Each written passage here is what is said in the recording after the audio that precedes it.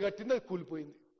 మరి అధ్యక్ష, ఈ decision to shift from Tummidihatti to Medigadda ఈ రాష్ట్రానికి శాశ్వతంగా నష్టం చేసే విధంగా మరి వాళ్ళ నిర్ణయాలు వాళ్ళ యాక్షన్స్ అనే విషయం కూడా యావత్ తెలంగాణ ప్రజలు గమనించారు. అదేవిధంగా మరి ఈ తుమ్మడిగట్టి నుంచి ప్రాణహిత చేవెళ్లకి మేడిగడ్డకి షిఫ్ట్ చేయడంలో వాళ్ళు చెప్పిన ఏ కారణం కూడా ఏది కూడా మరి it is not a logical reason అధ్యక్ష. అదేవిధంగా మరి నేను మీకు అగ్రికల్చర్ ప్రొడక్షన్ గురించి చెప్పిన ఒక విషయం మీకు ఈ రెండు ప్రాజెక్టులో కొంత కంపారిజన్ ఇవ్వాలి. ప్రాణహిత చేవెళ్లలో ప్రాజెక్టు కట్టి ఉంటే ఆల్రెడీ 38,000 కోట్లలో 11,000 కోట్లు ఖర్చు అయింది, పని అయింది, 30% పని అయింది. అంటే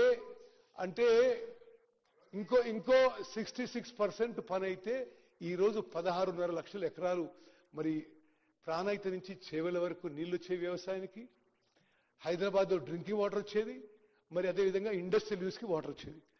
అది వాళ్ళు వదిలిపెట్టేసారు.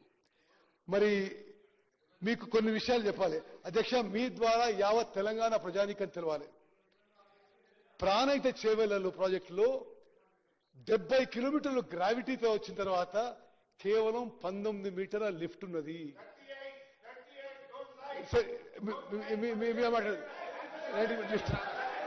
అదేవిధంగా కాళేశ్వరం ప్రాజెక్టులో హరీష్ రావు గారు మీరు మాట అవసరం లేదు, మీరు కట్టిన ప్రాజెక్ట్ కూలిపోయింది మీరు మాట ఎట్లా? ఓకే.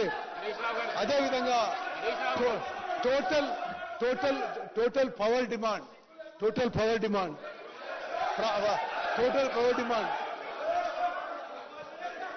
అధ్యక్ష సాధారణంగా ఎవరైనా తప్పు చేస్తే దానికి సిగ్గుపడతారు. అరే తప్పు చేసిండ్రు, మీ వల్ల కూలిపోయింది, మీరే దబాయించు. ఇది విచిత్రంగా ఉంది. ప్రాణహిత చేవెళ్ల ప్రాజెక్టుకి పూర్తిగా పవర్ డిమాండ్ ఉండేది 3,400 మెగావాట్లు. వీళ్ళు డిజైన్ చేసి నిర్మించిన మరి కాళేశ్వరం ప్రాజెక్టుకి పూర్తిగా పవర్ రిక్వైర్మెంట్ 8,450 మెగావాట్లు. అదేవిధంగా మరి ఆ ప్రాజెక్టు ఎంత ఖర్చు అవుతుందో మీకు చెప్పిన 38,000 కోట్లతో పూర్తయ్యే ప్రాజెక్టుకి ఇప్పుడు 1,47,000 కోట్లు తీసుకొచ్చింది. అదేవిధంగా మరి వాళ్ళ హయాంలో అంటే ఆ కాళేశ్వరం ప్రాజెక్టు నడపడానికి ఎంత కాస్ట్లీ ఉంటుందంటే మీకు చెప్తున్నా. అసలు ఆగిపోయింది. ఇప్పుడు ఆగిపోయిన ప్రాజెక్టులో కూడా ఇప్పుడున్న పవర్ డ్యూస్ అంటే నడిపించిన పంపులకి పవర్ డ్యూస్ కాళేశ్వరం ప్రాజెక్టుకి ఇప్పుడు ఇరిగేషన్ శాఖ కాళేశ్వరం ప్రాజెక్టులో నీళ్లు లిఫ్ట్ చేసినందుకు ఇరిగేషన్ శాఖ ఎలక్ట్రిసిటీ శాఖకి కట్టాల్సిన అమౌంట్ 9,735 కోట్లు. మరి ఇది విషయం అయితే అధ్యక్ష, మరి ఆ తర్వాత ఇప్పుడు సభ్యులు మాట్లాడిన తర్వాత నేను వాళ్ళకి సమాధానం చెప్పడానికి రెడీగా ఉన్నా. ఈ విషయంలో ఈ రాష్ట్ర చరిత్రలోనే ఇది అత్యంత దురదృష్టమైన సంఘటన. స్వతంత్ర భారతదేశంలో ఇటువంటి మ్యాన్ మేడ్ యాక్సిడెంట్, ఇటువంటి ఫైనాన్షియల్ డిజాస్టర్, ఇటువంటి కెటాస్ట్రఫీ ఏ రాష్ట్రంలో జరగలేదని చెప్పి విషయం మనవి చేస్తూ మరి జస్టిస్ ఘోష్ కమిషన్ ఆఫ్ ఎంక్వైరీపై మరి చాలా స్పష్టంగా అందరికీ కూడా మేము ఆ ఫుల్ రిపోర్ట్ కూడా ఇవ్వడం జరిగింది. మరి మీ అభిప్రాయాలన్నీ విన్న తర్వాత ముఖ్యమంత్రి గారు మరి ముందస్తు కార్యాచరణ యాక్షన్ ప్లాన్ కూడా ప్రకటిస్తారని చెప్పి నేను మనవి చేస్తాను. ధన్యవాదాలు.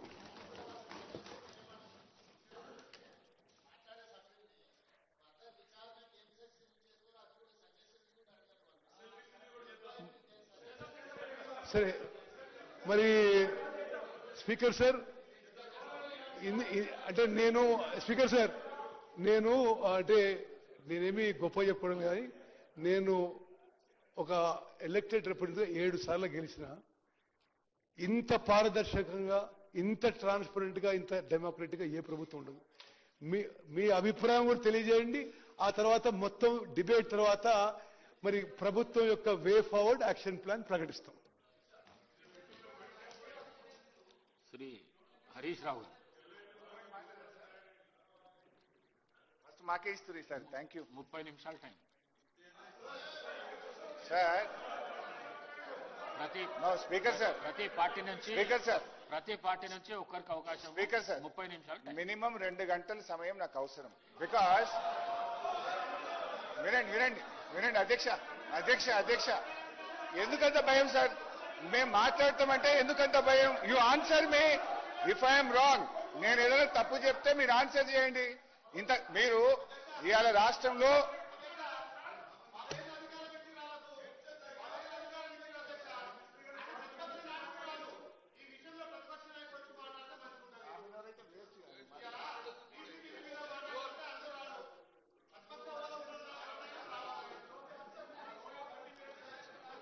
హరీష్ రావు గారు, హరీష్ రావు గారు,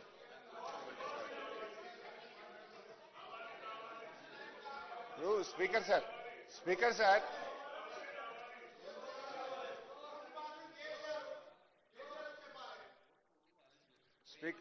స్పీకర్ సార్, మేము అడిగేది ఒక్కటే విషయం. రాష్ట్రంలో వరదలతో ప్రజలు అతలాకుతలమవుతా ఉన్నారు. రాష్ట్రంలో యూరియా దొరకక ఎరువులు ఆగమవుతా ఉన్నారు. ఈ పరిస్థితుల్లో నో అసలు నేను మాట్లాడాలని వద్దు, వాళ్ళు మాట్లాడుకోండి.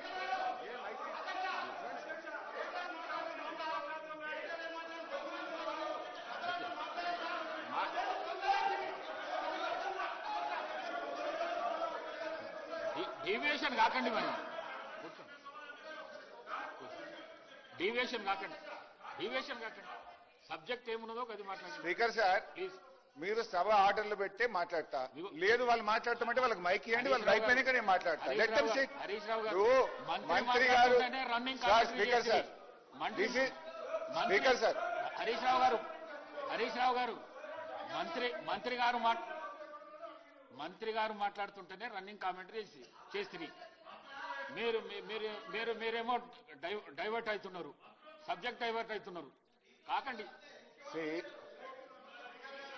స్పీకర్ సార్, స్పీకర్ సార్, నాది ఒకటే సబ్మిషన్. మీరు ఈ సబ్జెక్ట్ మీద 4 రోజులైనా నేను మాట్లాడడానికి ప్రిపేర్డ్ ఉన్నా. మీరు రేపు ఎల్లుండి ఆవలెల్లుండి రాత్రి 1 గంట దాకా మాట్లాడదాం. వాస్తవాలు ప్రజలకు తెలవాల్సిన అవసరం ఉంది. నిజాలు ప్రజలకు తెలవాల్సిన అవసరం ఉంది. ఒకవేళ ప్రభుత్వం ఇవాళ కాదు రేపు మాట్లాడదామన్నా నేను రెడీ, నాకు అభ్యంతరం లేదు. ఇవాళ 1 గంట అయినా మాట్లాడదాం. కానీ అరగంట సమయంలో మాట్లాడమంటే మీరు ఇష్టం ఉన్నన్ని ఆరోపణలు మా మీద చేసి నిజాలు మేము చెప్పొద్దు అంటే ఇది కరెక్ట్ కాదు. ఒకటి. రెండు అధ్యక్ష, నేను పీపీటీ అడిగినా ఇంకా క్లియర్ గా చెప్దామనుకున్నా, విజువల్ గా చూయించి ఈ సభ్యులకు రాష్ట్ర ప్రజలకు అర్థమయ్యే విధంగా సభలో పీపీటీ పెట్టి ఎక్స్ప్లెయిన్ చేస్తామంటే మీరు అవకాశం ఇవ్వలేదు. ఓకే. 3, నిన్న బీఏసీ మీటింగ్ లో మనకు రాష్ట్రంలో ఎరువులు దొరకక రైతులు అల్లాడుతున్నారు. రాష్ట్రంలో వరదతో రైతులు ప్రజలు ఇబ్బంది పడతా ఉన్నారు. దాని మీద మాట్లాడదామంటే లేదే అది మాకు ఇంపార్టెంట్ కాదు, వరదల తర్వాత ఎరువులు తర్వాత బురద రాజకీయాల మీద మాట్లాడదామని పెట్టారు. ఓకే, దీని మీదనే మాట్లాడతా. కానీ గౌరవ సీనియర్ శాసనసభ్యులు మాజీ మంత్రి గారు హరీష్ రావు గారు వారు మీరు సమయం ఇచ్చారు అధ్యక్ష. ప్రభుత్వ పరంగా మొట్టమొదటిసారి మీరు మా సభ్యులకు అవకాశం ఇవ్వకుండా నేరుగా ఈ సబ్జెక్ట్ సీరియస్నెస్ దృష్టిలో పెట్టుకొని మీరు అపోజిషన్ కు సంబంధించి వారికి అవకాశం ఇచ్చారు అధ్యక్ష. దాన్ని ఉపయోగించుకోవాలా? హాఫ్ అన్ అవర్ లో మేమేం చెప్పినప్పటికీ మీరు హాఫ్ అన్ అవర్ లో తిరిగి రిప్లై చేయాల్సిన శక్తి మీలో ఉంది. దాన్ని మళ్ళీ చెప్పి 3 గంటలు చెప్పొచ్చు, 6 గంటలు చెప్పొచ్చు, 9 గంటలు చెప్పొచ్చు, 12 గంటలు చెప్పొచ్చు. మా మంత్రి గారు కూడా 12 గంటలు మాట్లాడొచ్చు, మా మంత్రి గారు కూడా 24 గంటలు మాట్లాడొచ్చు. ఎల్లుండి వరకు కూడా కంటిన్యూగా నడపాలంటే కూడా మాకు శక్తి ఉంది, యుక్తి ఉంది. నేను దయచేసి గౌరవ సభ్యులు హరీష్ రావు గారికి తెలియజేస్తా ఉన్నాం, మీకు ఇచ్చిన సమయంలో, ఎందుకంటే స్పీకర్ గారు నిర్ణయం చేశారు సమయం, ఆ సమయంలో తప్పకుండా మీరు చెప్పదలుచుకున్నది చెప్పండి, మేము వింటాం, తప్పకుండా నోట్ చేసుకుంటాం. ఇంతకుముందే ఉత్తమ్ కుమార్ రెడ్డి గారు చెప్పారు, దానికి తప్పకుండా సమాధానం చెప్తాం, వెనుక కూడా పో. స్పీకర్ సార్, 650 పేజీల రిపోర్ట్ ఇస్తుంది. బయటనేమో తొడలు కొడుతుంది, సవాళ్ళు విసిరుతుంది. మాట్లాడదాం రాండి కాళేశ్వరం మీద అంటరి. మాట్లాడదామా అంటే నువ్వు అర్ధగంటలో ముగించావని పడుతుంది. ఇదేంది అర్ధగంటలో ముగించుడు?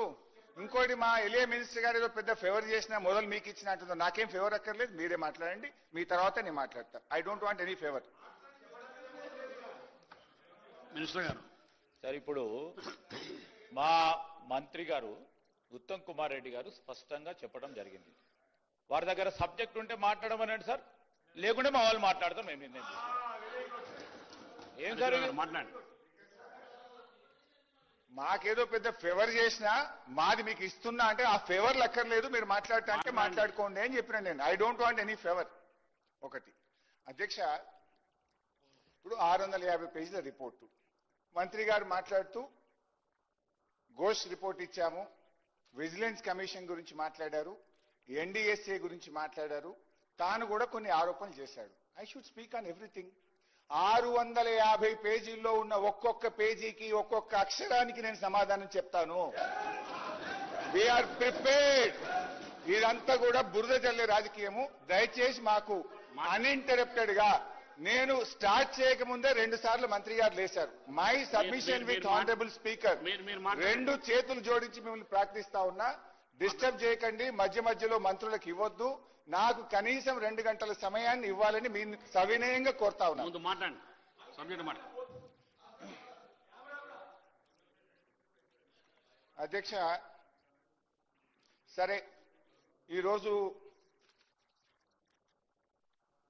సభలో రాష్ట్ర ప్రజలందరూ మనము ఎరువుల మీద మాట్లాడతామేమో, మాకేదైనా డైరెక్షన్ ఇస్తారు.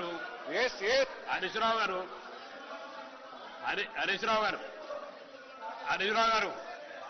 మీరు మీకు ఇచ్చిన సబ్జెక్టు కాళేశ్వరరావు మీద మాట్లాడామని, మీరు ఆ సబ్జెక్టు ముందు యూరియా ఉంటే తర్వాత వేరే లైన్ మాట్లాడి మీరు ఇది మాట్లాడండి. ముందు మీ సబ్జెక్ట్, మీ టైం అంతా ఇట్లా అయిపోయి మళ్ళీ ఇంకా సమయం తర్వాత ఆడితే ఇట్లా మీరు దీన్ని మాట్లాడండి, మీ సబ్జెక్ట్ మాట్లాడండి.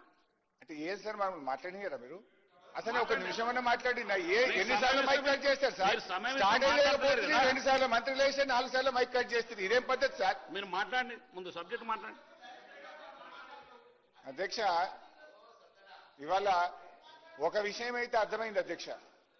ఈ ప్రభుత్వం ఇంత ఆదరబాదరగా ఆదివారం నాడు అసెంబ్లీ పెట్టి కాళేశ్వరం రిపోర్ట్ ను సభలో పెట్టడం అంటేనే వీళ్ళ బురద రాజకీయం అర్థమైతా ఉంది అధ్యక్ష. ఎందుకంటే అధ్యక్ష, ఎందుకు పోయిందో చెప్తాను, అన్ని చెప్తా. Don't worry, I will answer each and every question. Be patient. Commission of enquiry act 1952 ప్రకారం 8B 8C ఇవ్వకుండా నిబంధనలు అనుసరించలేదని మేము కోర్టుకు వెళ్ళాం. అది ఫండమెంటల్ రైట్, కాన్స్టిట్యూషన్ ఇచ్చిన రైట్. శ్రీమతి ఇందిరాగాంధీ గారు కూడా వెళ్లారు, ఎల్కే అద్వానీ గారు కూడా వెళ్లారు. ఇందిరాగాంధీ వెళ్తే ఒప్పు, మేము వెళ్తే తప్ప.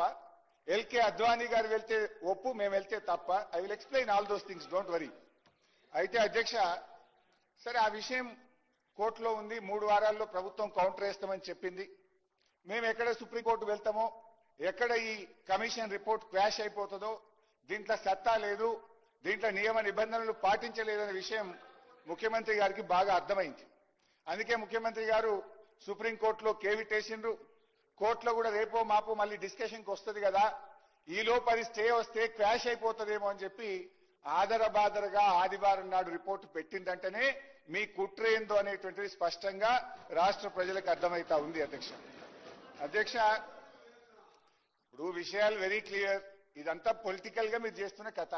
అసెంబ్లీ ఎన్నికల ముందు ప్రిలిమినరీ రిపోర్టు, పార్లమెంట్ ఎన్నికల ముందు మధ్యంతర నివేదిక, మా సిల్వర్ జూబ్లీ జరుపుకుంటే ఫైనల్ రిపోర్టు, ఇప్పుడు పంచాయతీ ఎన్నికలు రేపో మాపో నోటిఫికేషన్ వస్తుంది కనుక ఇప్పుడు Ghosh report. It's all political drama అధ్యక్ష. వీళ్ళు ప్రభుత్వం నడుపుతున్నారా, సర్కస్ కంపెనీ నడుపుతున్నారా నాకైతే తెలియదు. This is all political.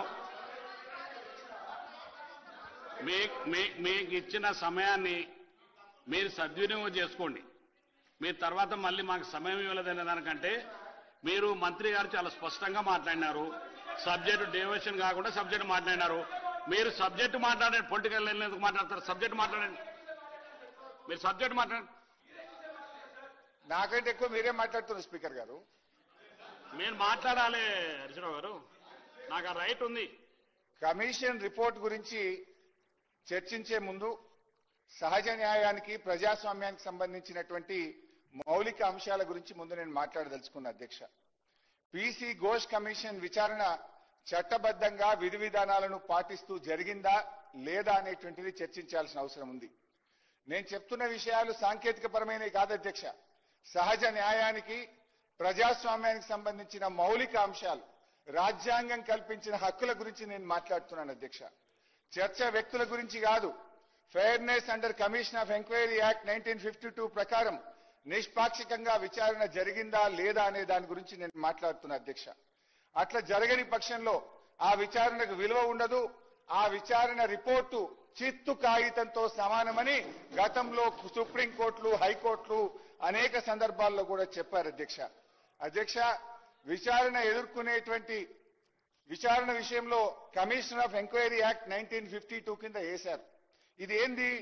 గత ప్రభుత్వాల మీద, సంబంధిత అంశాల మీద విచారణ చేసే హక్కు ప్రభుత్వానికి ఎంత ఉందో, విచారణ ఎదుర్కొనేటువంటి పౌరులు, అధికారులు, నాయకులు ఎవరైనా సరే వారికి కూడా తమను తాము రక్షించుకునేందుకు 1952 ఎంక్వైరీ యాక్ట్ స్పష్టమైనటువంటి హక్కులను, రక్షణల్ని కల్పించడం జరిగింది. సెక్షన్ 5 ప్రకారం విచారణ కమిషన్ సాక్షుల్ని పిలిచే అధికారం ఉంది. విచారణ వల్ల ఎవరి ప్రతిష్టకైతే భంగం వాటిల్లుతుందో వారు తమ